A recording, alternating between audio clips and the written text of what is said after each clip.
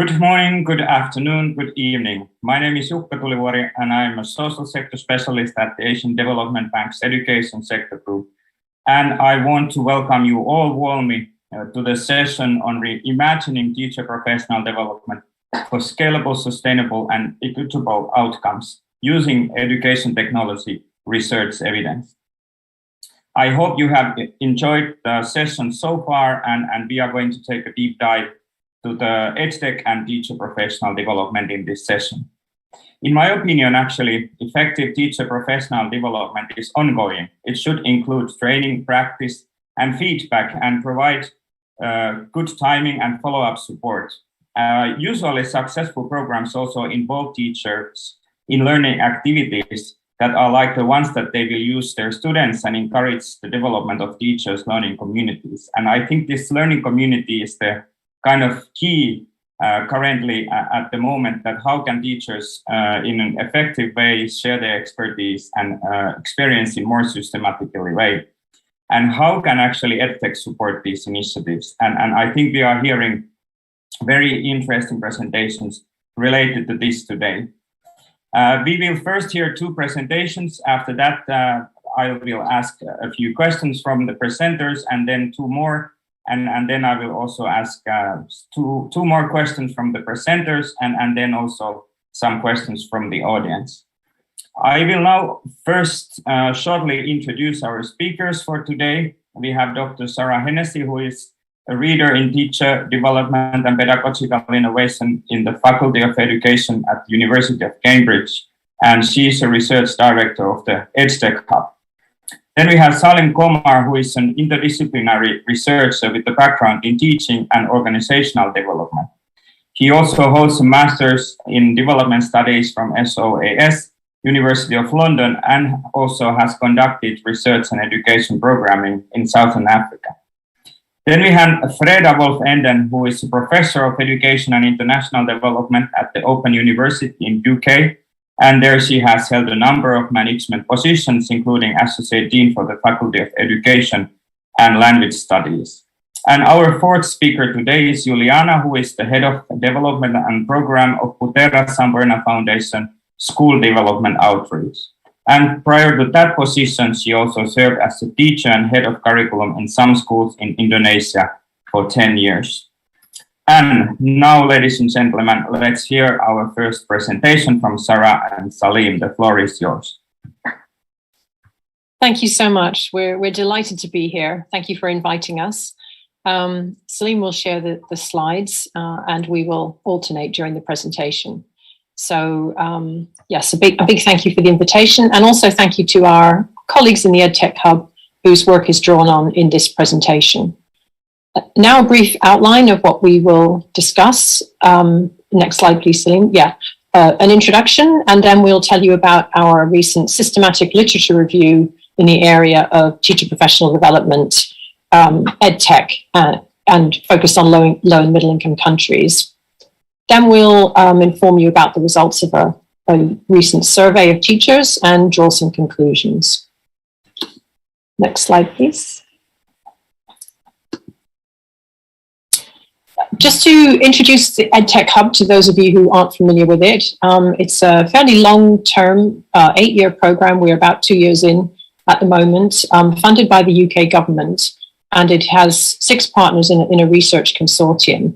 The aim is to undertake, collate, and commission rigorous research to improve the evidence base that policymakers and other stakeholders can use concerning EdTech to raise educational outcomes for all learners in low and middle income countries. And partners include the World Bank and the Gates Foundation. We have 5 topic areas that we're focusing on. And as you can see, teacher professional development is a central one in the middle. And that's what we'll be talking about today. And next one. This is because developing teachers' knowledge and skills is particularly important in this area. We know that teacher education interventions are associated with positive effects on learning outcomes in low and middle income countries, but teachers in those countries often lack access to in-service TPD, and the results of the work are mixed. So Part of the reason seems to be that the provision of TPD rarely resembles what we might call optimal models. It's often transmission-based, it's missing practical application to the classroom. So we argue that we need a more flexible and locally contextualizable approach to tackle this. Technology offers significant potential to help us achieve this, and this slide lists some of the ways that it can be harnessed, which you will likely be familiar with. For example, effective delivery of remote TPD can offer the opportunity for scaling the delivery to a much wider area, and also more flexibility for individual teachers.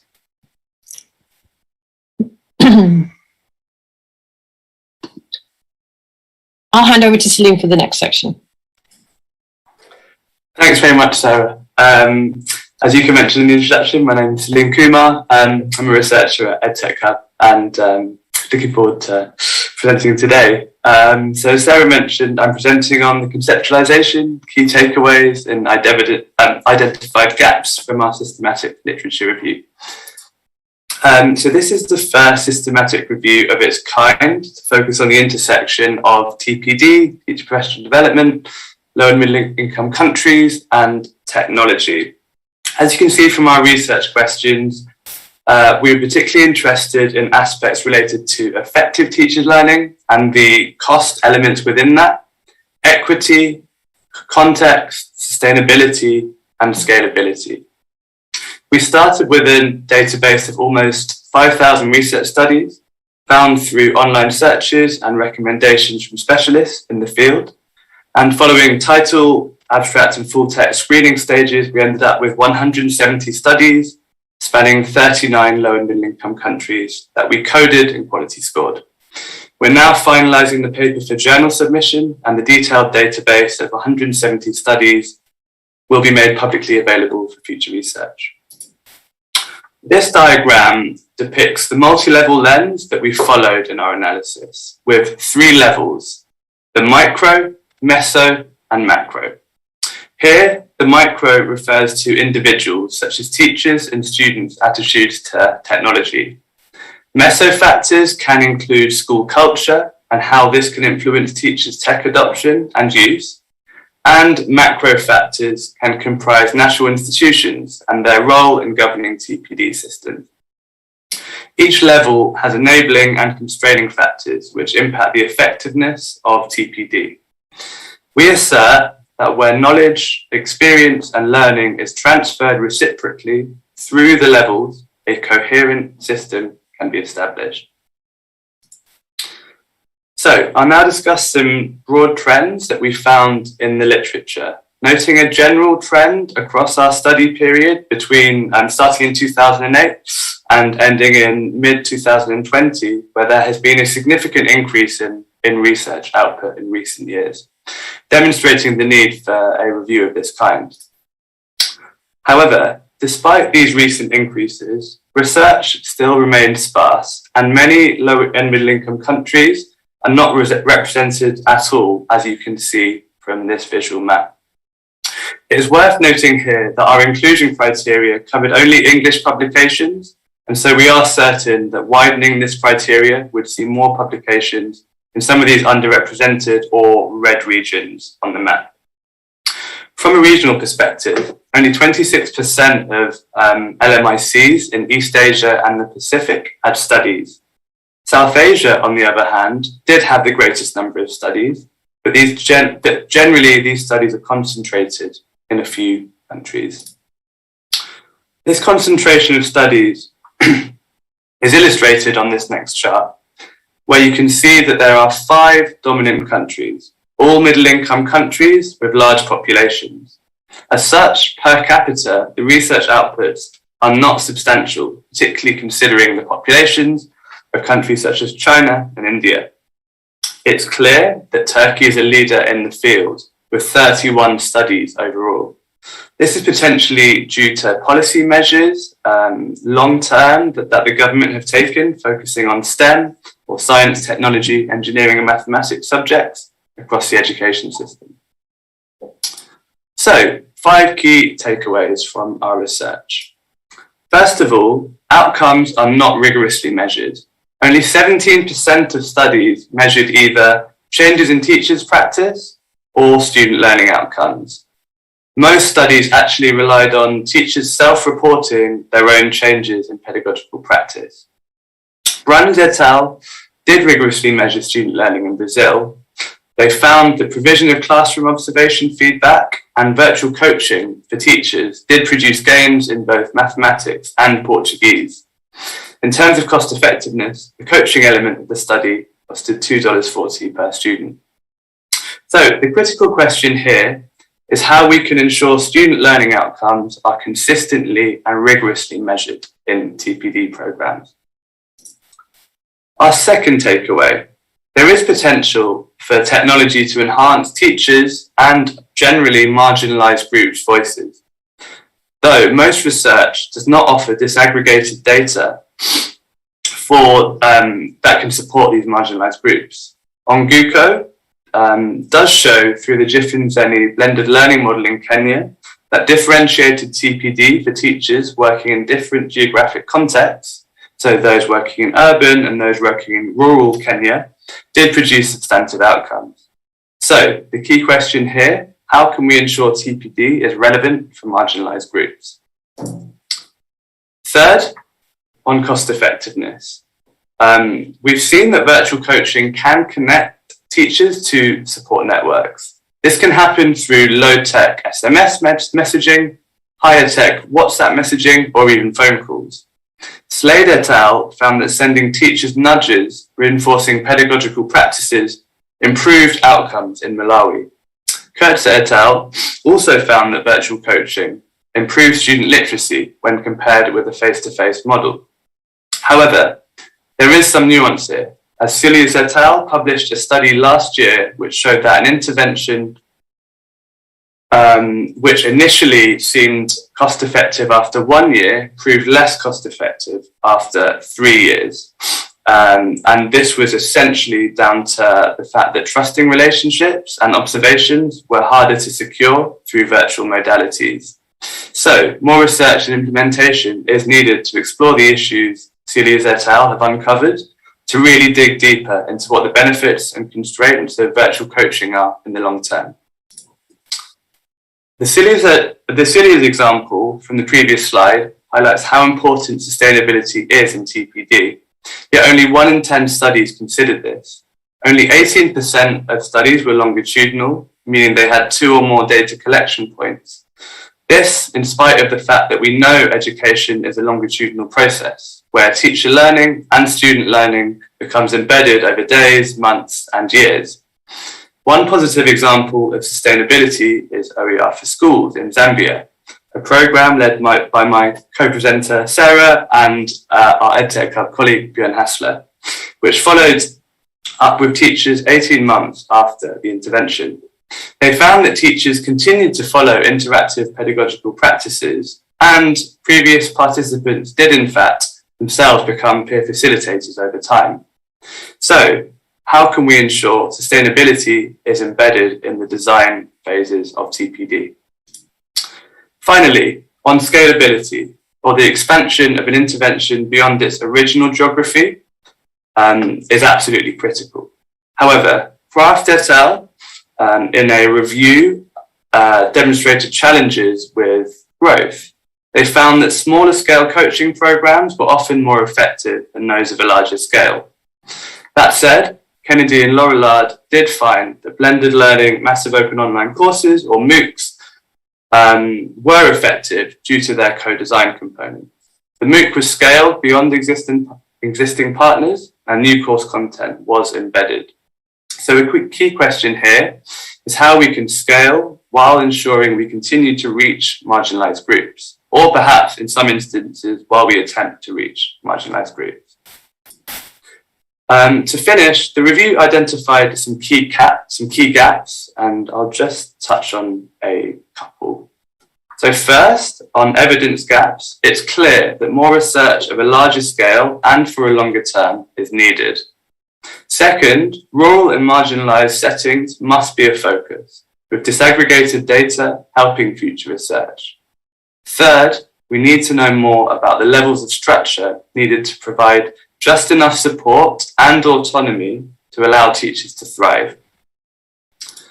Methodologically speaking, we have seen that more research is needed on exactly what the added value of tech can be compared to face-to-face models. Experimental, mixed methods research designs can support this. We have seen that more rigorous measurement is also needed of TPD outcomes. And finally, reviews in other languages will bolster the data and findings we've established in the systematic review. I'll now hand back over to Sara to discuss the global teacher survey EdTech Hub supported. Thanks, Saalim. So I'm going to report briefly on the findings from a survey that was carried out by T4 Education in partnership with a team from the EdTech Hub, which included Saalim and myself. And the survey focused on teachers' access and use of technology for teaching and learning during the pandemic. It was focused on the previous year. It covered learning losses for children and their TPD experiences and needs. The survey went out globally in 18 languages, and we will give you a preview here of some of the headline findings. These are hot off the press. They haven't been presented before, and a report will be coming out next month with the full details.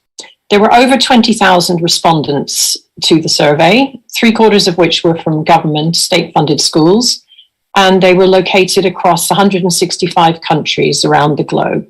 So this is a pretty impressive response, which I think carries significant weight. It brings a strong teacher voice to the table. You might be interested to know that the East Asia and the Pacific and South Asia were the two largest regional groups represented in the respondents. And certain countries were very highly represented, especially the Philippines, which contributed over 7,000 of the responses, quite remarkably. India also was high. So we weighted the findings by region. Now, for something different, before we reveal some of the findings, we want to ask you a question. So we're going to open a little poll and ask you to vote for one of these options. Which teachers do you think made most use of technology during the pandemic? And which level of experience of the teachers do you think? If you could choose one of those, that would be great. Just checking the poll is open for participants and they can see it.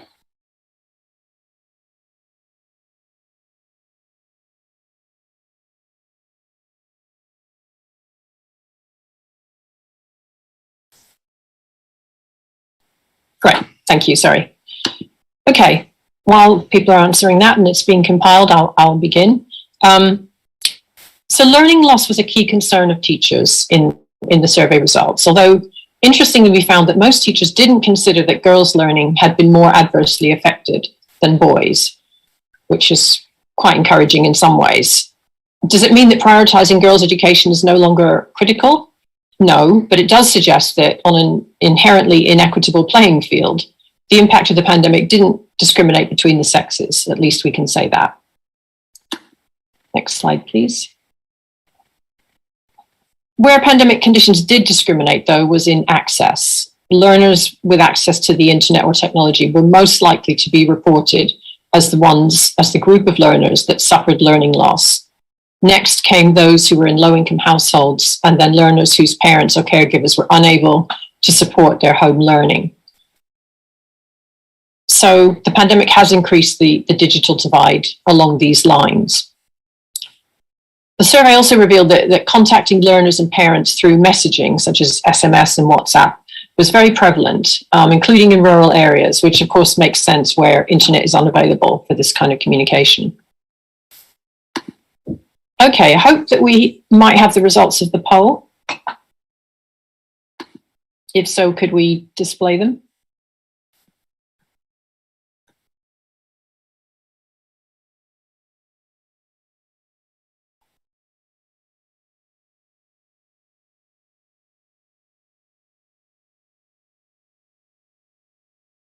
Saalim, can we have the next slide? And I'm not sure if the results are showing yet or available.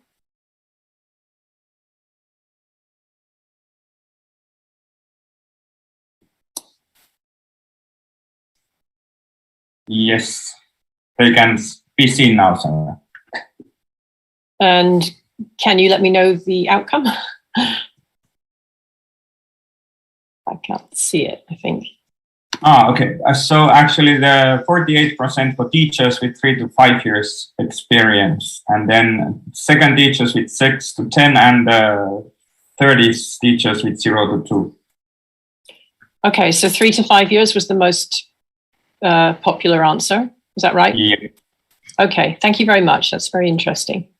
Okay, if we could have the next slide. Thank you to everybody who answered the poll.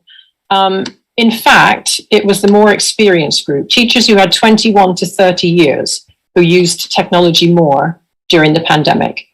In fact, over half of those teachers taught lessons online, compared with 38% who had taught for 3 to 5 years. So I imagine that many of you are surprised to see this. Nearly half of this group used their school's virtual learning platform to share lessons and communicate with students, again, compared to only about 31% who had taught for less than 2 years, the very new teachers. So it could be that these experienced teachers had a greater grasp of the craft of teaching by this stage and were more able to adapt their practices to harness the use of technology. But I think it's quite an interesting finding. Next slide, please. Turning now to teachers' responses concerning TPD, the duration of the TPD that they were offered or undertook was surprisingly high, which is very encouraging. 42% had more than 10 whole days of TPD in that year. But the need for more TPD was strongly expressed as well, especially by rural teachers, and the need focused on skills for teaching with digital technologies and online teaching in particular.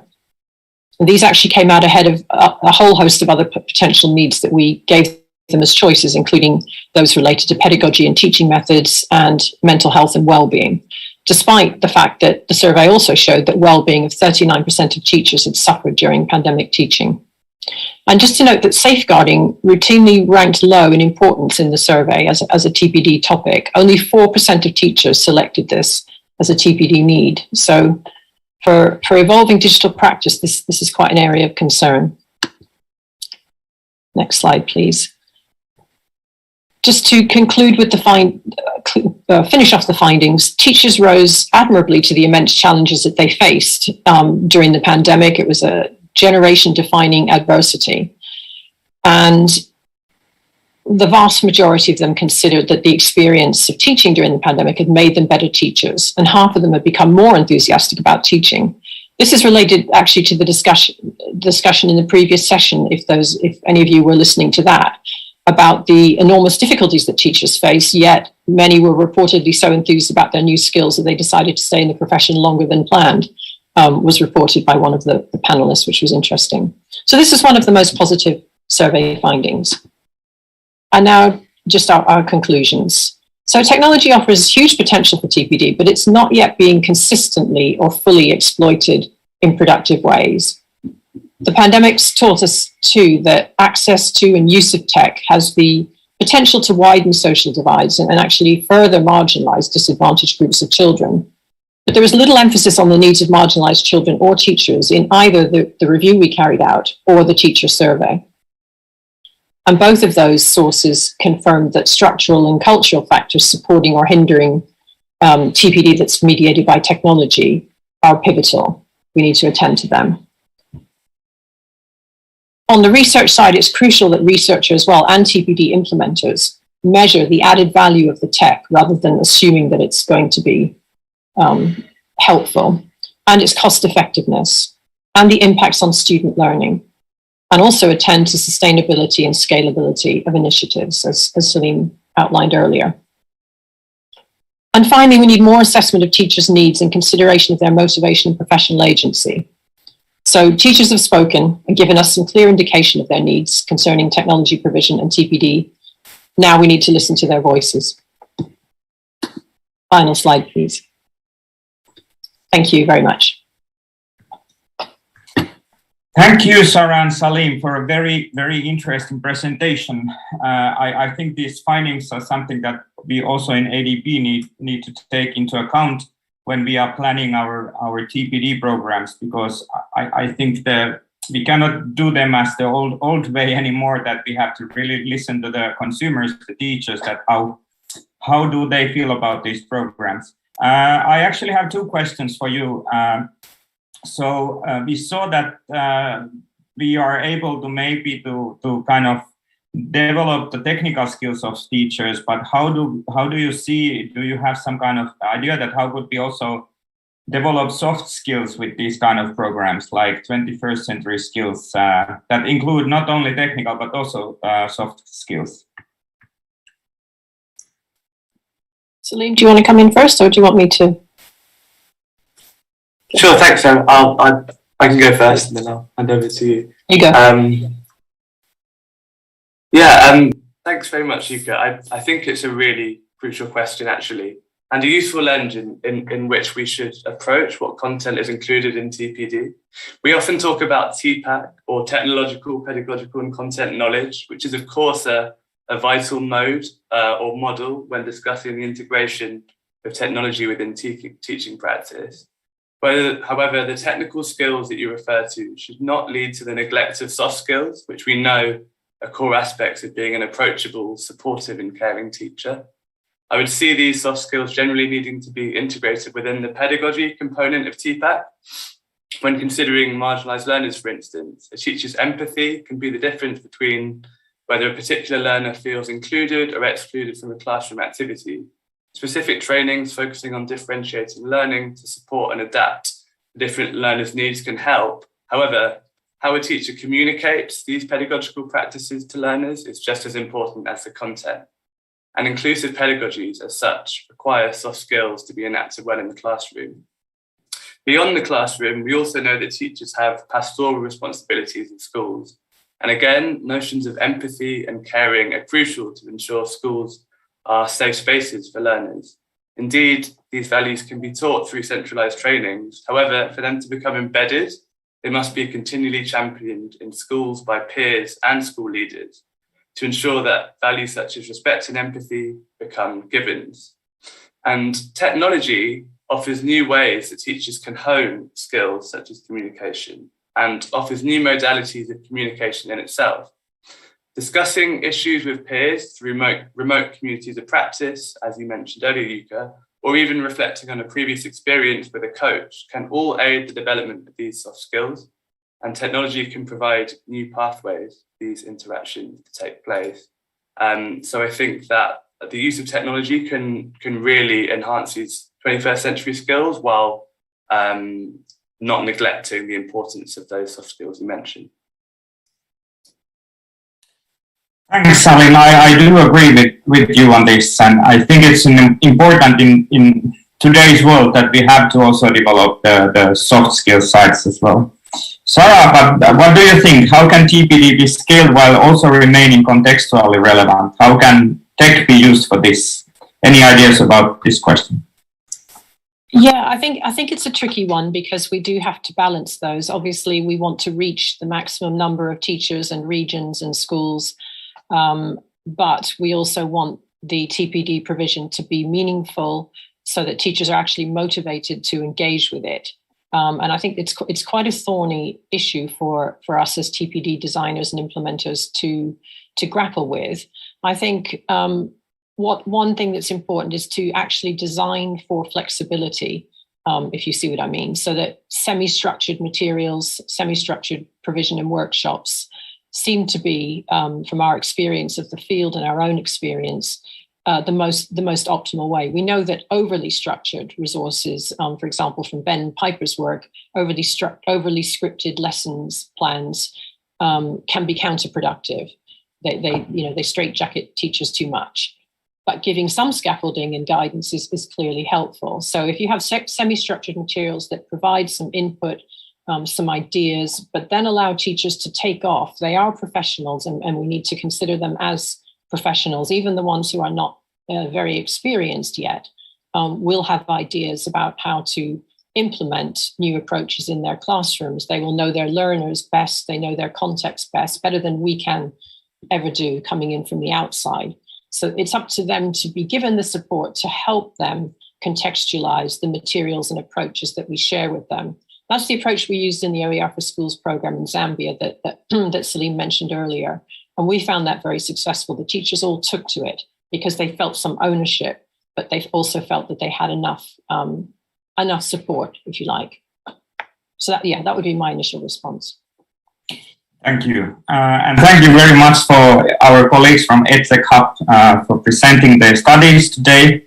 And next, we will hear from Professor Wolfenden about her experiences. So please, the floor is yours.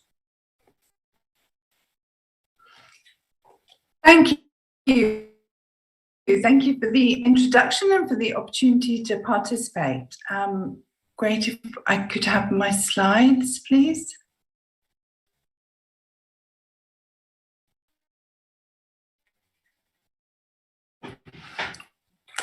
Thank you. I'd like to build on what Sara and Saalim have been sharing with you, their findings and their ideas, to share some learning work for the University and the TPD at Scale Coalition for the Global South. From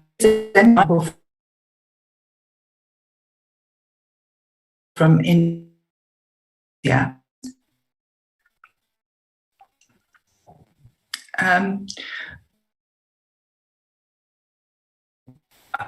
Just a quick word about the TPD at Scale Coalition, in case you're not familiar with this group. It's a group of global stakeholders, including my own university, UK, collaborating governments to engage in research, knowledge sharing, and how we can use ICTs, Equitable, TPD. The Secretariat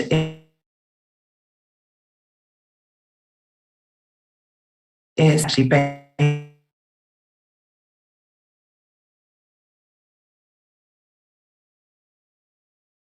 TPD can be adapted, and some speak a little bit more on this project.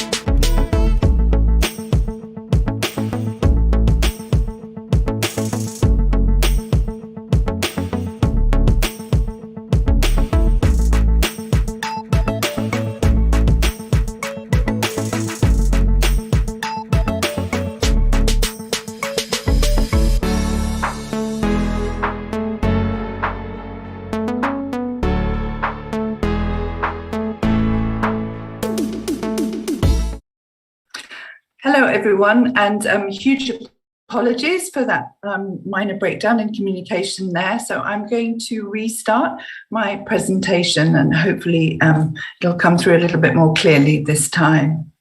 So I'm going to build on what Sara and Saalim have shared with you to explore how we've been learning and exemplifying the use of ICTs in large-scale TPD work for the Open University and for the TPD at Scale Coalition.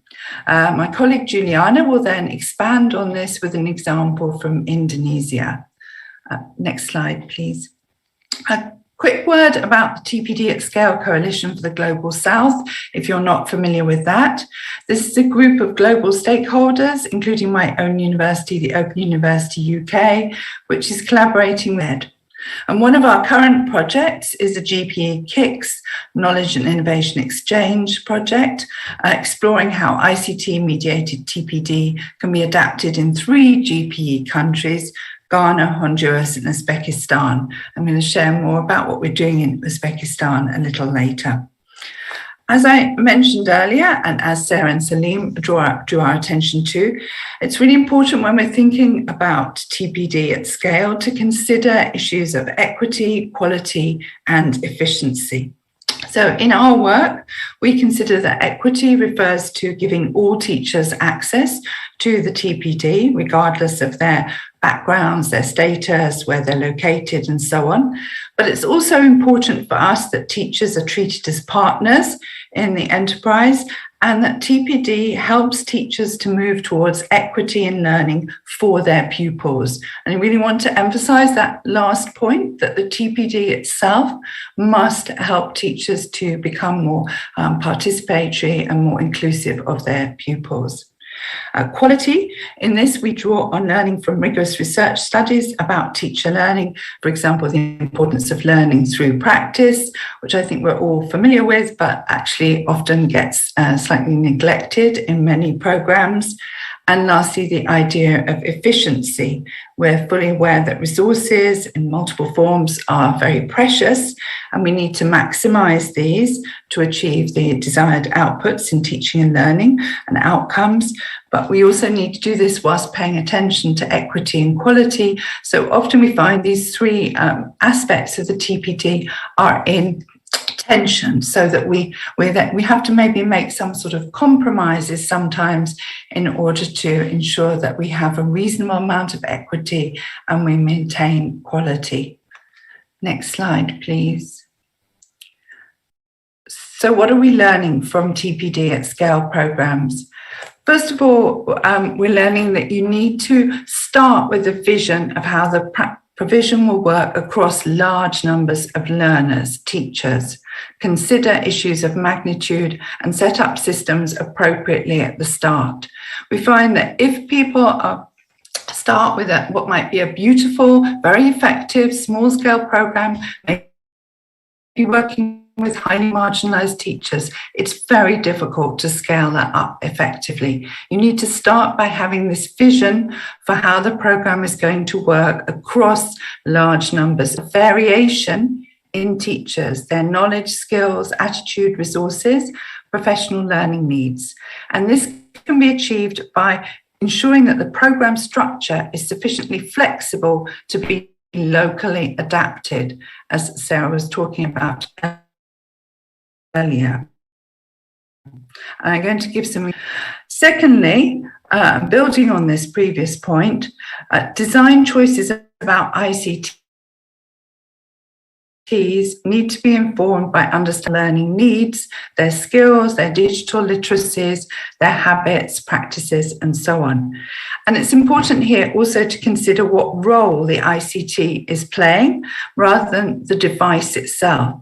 For example, is the ICT about creating and curating, differentiating learning resources, or is it about participating in a professional learning community?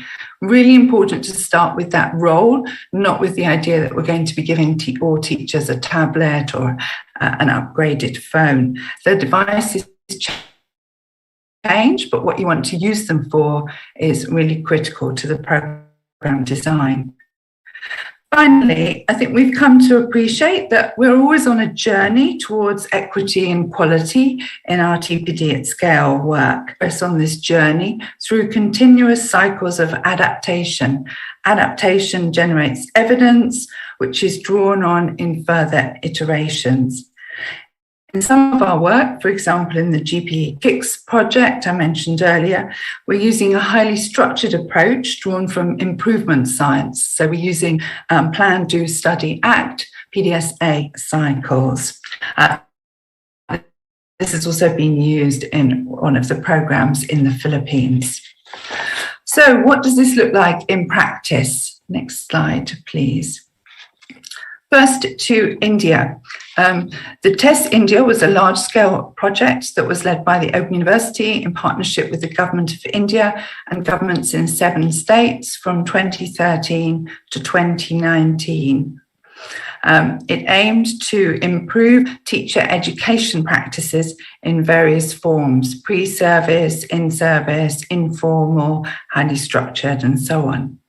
There were multiple activities, one of which was a MOOC designed for teacher educators, but also for teachers. Why teacher educators? Well, one of the things that we really believe strongly in is that it's important to take a holistic approach to TPD, to appreciate that teachers, teacher educators, district officials, and so on are all part of a holistic, interdependent community. And where you make change in one part of the community, that will have an influence or impact on action in another part of the community. So if we want to have sustainable change, we need to involve actors from across the community. So you can see here that we ran this MOOC in TESS India in 3 times, each time making adaptations. The third version was in Hindi, the previous 2 had been in English. We also made changes to the support and so on. Perhaps most critical here is to note that, and we were very surprised by this, the high completion rates we got, particularly the 53%, even though we had over 30,000 users. And that 45% of the people who undertook the MOOC and completed it were women. Over 30% were over 45 years old, and 30% were in rural areas. In fact, we had a slightly higher completion rate in rural areas than in urban areas. So what did we do in order to try and get this, what at the time, this was 2016, 2017, was seen as really quite high completion rates for MOOCs? Next slide, please. This is an illustration of how the TESS India program worked. The MOOC was on the edX platform. Like most MOOCs, there were many activities for the teachers to undertake. Very little video, no lectures, because we were very cognizant of the very low bandwidth which many teachers were operating with. And I think what was really critical here was the differentiated support, which teachers had a lot of agency to choose how they were supported to undertake the MOOC. So as with most online platforms, there was support through platform forums, but there were also face-to-face contact classes, in-person opportunities for teachers to get together with their peers, as you can see here in this picture from Bihar, and to work with a trained facilitator who'd completed a previous version of the MOOC.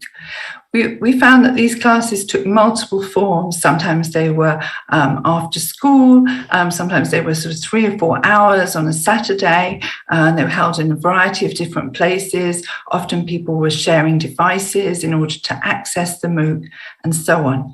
And then we also found that the MOOC facilitators set up informal support networks through social media platforms such as WhatsApp. I mean, we've now seen an awful lot of this through the pandemic, but when we were doing this MOOC, this was really quite a new activity for teachers.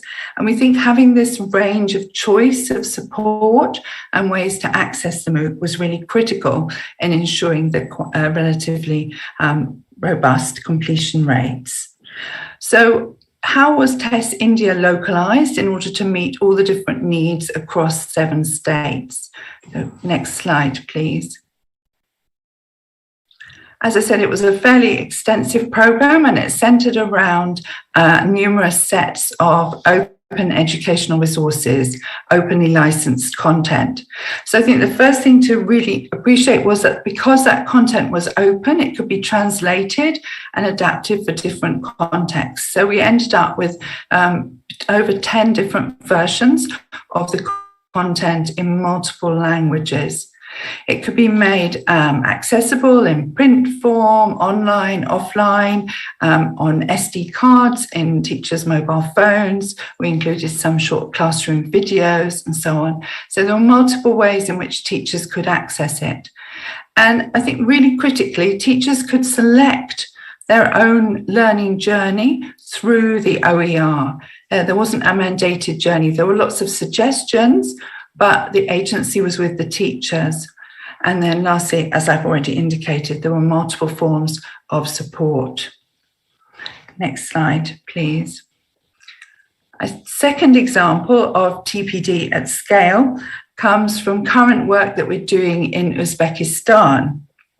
We're doing this in partnership with UNESCO, Tashkent office, and PIMA, which is the Agency for the Development of Presidential Creativity and Specialist Schools in Uzbekistan. We're also working with the Ministry of Education. So we're looking at that approach, this idea that you have structured interactive opportunities for teachers to meet, to collaborate, professional learning communities, have access to support. How can that be used to improve teacher training in Uzbekistan? And perhaps here it might be useful to share that the previous system in Uzbekistan was very highly structured and not at all flexible. All teachers were mandated to do 144 hours over a 2-month period of TPD once every 5 years. This was kind of very standardized, there was no differentiation, very focused on basic subject knowledge, not on problems of practice in classrooms or recent developments in subject knowledge or pedagogies. So not surprisingly, teachers weren't very motivated to do that, and they made a lot of comments to us in our rapid situational analysis about how they felt it wasn't really meeting their needs. So, but the really exciting thing is that the climate is really open to radical change in TPD. Just as recently as January this year, there was a presidential decree opening up TPD to many more providers and to take many more different forms. And we do find that, partly due to the pandemic, many teachers, over 50%, are already using mobile phones and data packages to help with the planning of their lessons. Next slide, please. So this is a diagrammatic representation of the TPD model that we are currently kind of exploring and implementing in Uzbekistan. So just like many of the other models that you will be familiar with, there are online resources, modules that teachers can undertake in groups within their school or across schools in teacher-led professional learning communities. They can decide how they access these groups. They're supported by mentors. There's also, taking into account our holistic approach, orientation and some professional learning for leaders of TPD in this. And it's all underpinned by a Moodle LMS. So next slide, please. So I think some of the key things to really note about this model is it's adapting the core ideas of TPD at scale. We've really tried to ensure that teachers are partners in this endeavour, collaborative development of content, lots of user testing, a lot of feedback from the initial stages. It does involve other actors as well as just the teachers themselves. We're trying to build in sustainability. Teachers in this initial phase can become facilitators later on. And in this initial phase, we're having some face-to-face workshops with teachers to introduce them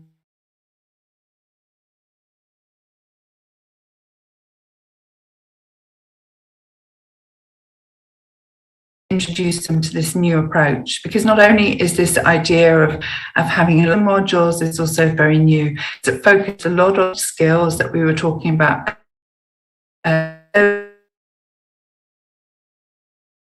We're currently in the first of our field test with 9, and the findings from this will be used to inform larger field testing in 2022. And as I mentioned earlier, we're using the improvement science methodology. So thank you very much. Final slide, please. Some contact details. Thank you. And then handing over to Juliana. Okay, thank you, Freda. Allow me to share my screen.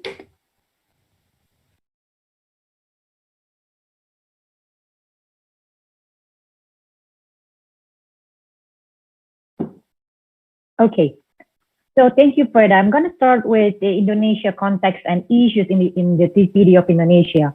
So Indonesia faces quite a challenge in teachers' professional development. The government...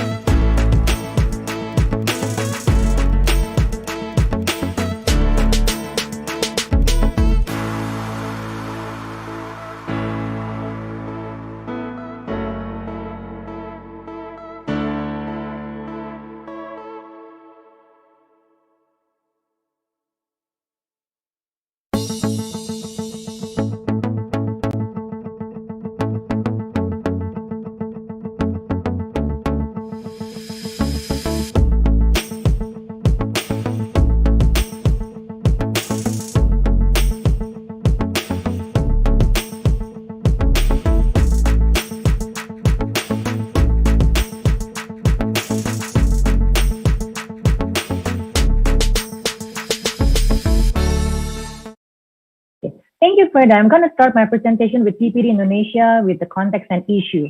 Indonesia faces quite a challenge in teachers' professional development. The government has developed a set of TPD end-to-end mechanism from the in-service to the on-service teacher trainings. Yet it is extremely difficult to develop a universally applicable set of TPD approach that works in every context. With around 4 million of teachers in 500 regencies, the government has a huge challenge to upgrade the teachers' competencies. One of the biggest challenges is the limited access to quality PD, resulting to a very high cost of professional development. An effort to provide professional development itself has been shown by the establishment of Teachers Forum, one of which is Subject Teachers Working Group, as seen in the slide.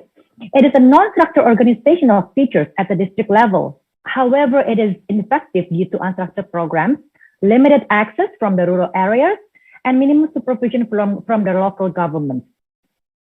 So to highlight students' low performance as an impact of low teachers' quality, the access for quality training across regencies, and the high cost structure on PD to serve 4 million teachers are still the issues of TPD in Indonesia. Addressing the challenges, Teachers Learning Center or TLC is developed as one of the solutions to TPD system. TLC is a structured independent learning organization managed by a group of teachers to plan, develop, and initiate professional development programs under the supervision of local government. Here is the framework of TPD at scale model. TLC is located in regencies or provinces across Indonesia. To ensure they are able to share their practices across Indonesia, they are connected in one teachers' learning platform so-called Guru Binar. Guru Binar allows the teachers across Indonesia to develop digital modules based on needs, deliver PD in an asynchronous and asynchronous session, and encourage other teachers to implement the PD materials and share with other teachers utilizing the ICT as a learning tool.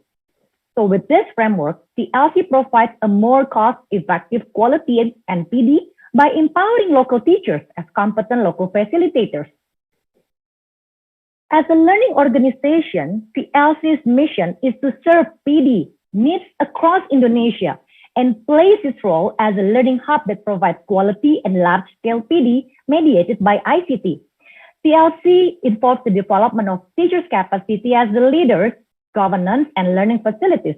If we have a look at the slide here, there are 3 pillars of TLC. This collaboration is promoted between the local government, education leaders, and players is promoted to empower the 3 pillars of this TLC. The first one is the TLC governance system.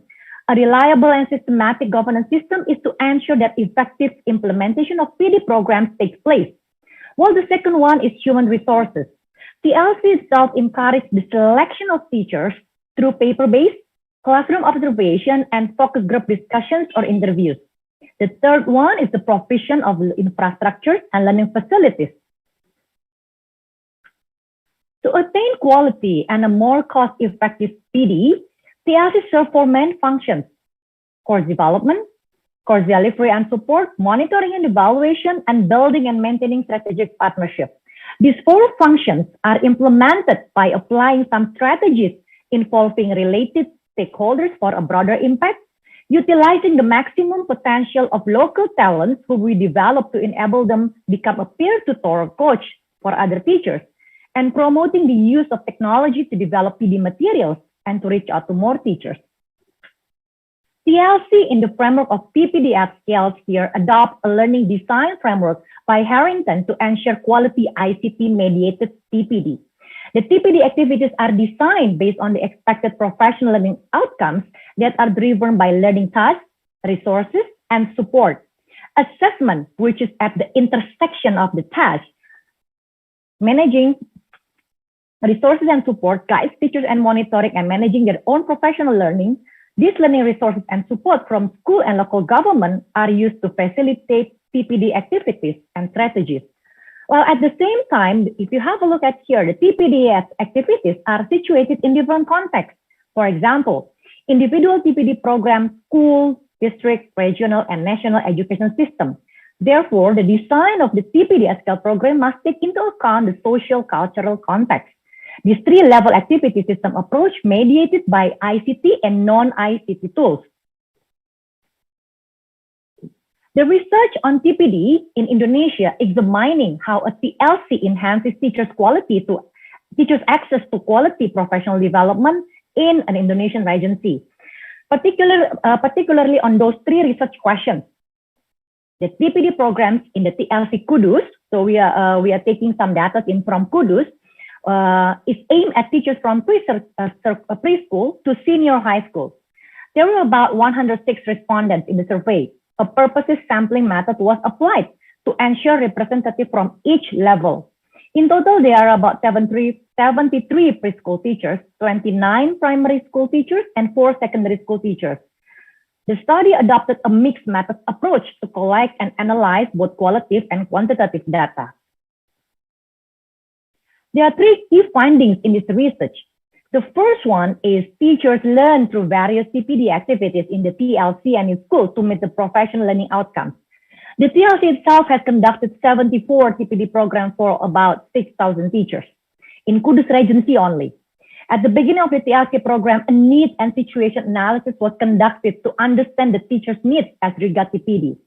So based on the analysis, the master teachers, these local teachers that have been developed, they develop several TPD modules for the TLCs related to any topics that are required by the teachers. The professional learning activities during these programs included group discussions, experiential learning, problem solving, reading group discussions, and classroom practices. The activities usually consisted of 30% lecturing and 70% collaborative work to provide teachers with professional learning experience. The second finding is the local government, teacher working groups, all related stakeholders are important key stakeholders of the TLC. A total of 66% of master teachers and TLC coordinators stated that the local government provided administrative support in terms of issuing TPD policies and acknowledgement to them as well. Aside from that, the principals work with the master teachers and TLC coordinators to ensure a replacement to cover their classes when there was a schedule conflict for the TPD activities at the TLC. The third one is ICT mediates the functions of the TLC. So based on the survey, 38% of the teachers use ICT for sharing resources. 35% of them use ICT for discussion, and about 27% use ICT for repository purposes. So we Putera Sampoerna Foundation work together with the local government to build the capacity of the TLC team. So to sum up, there are 3 key takeaways. TLC has addressed the issues of quality PD, the challenges of equity by providing a wider access to TPD and provide less cost structures. The second one, ICT was a tool in the activity system. The third one, TLC has empowered the stakeholders. So moving forward, we are planning to scale up the TLC in the regencies and provinces in Indonesia by utilizing Guru Binar as a learning platform. And second, adopting the key concept and framework of TLC, the TPD model of TLC can be replicated in other countries, taking into account different contexts and issues. Thank you. Thank you, Juliana. Very interesting as well. And thank you, Freda, for the good examples. I really find the Uzbekistan one interesting as well, because I think it's always interesting to hear that what are really the local experiences. I have actually one question to Juliana. What do you think that, how can we make also the teachers' voices to be heard in these TPD activities? That could they be part of the planning, and could EdTech actually, or technology in general, could that be supporting this kind of process? That how do we get the teachers involved in the planning of TPD as well? Yeah, the key is to conduct an annual training needs analysis as a basis to design a TPD learning, to ensure that all teachers across Indonesia is taking part. The needs assessment can be done online, either via Google Form, like what TLC has been doing so far. So once the data is all gathered, it is then analyzed as an input for TPD design. Then once it's done, the master teachers, as the key people in the TLC, they will develop a module based on the training needs analysis. By doing that, we are making sure that all teachers' voice will be facilitated. Thank you. I think it's, of course, important to hear the teachers' voices as well, because they are the end consumers of all the TPD. Maybe we have time for one question from the audience, and this is back maybe to Sara and Saalim, that were there any clear differences in approaches to TPD across different geographical contexts or continents? Did you find anything special from this point of view? We did find some regional differences in several areas, actually, on the kinds of subjects, the topics that the TPD focused on.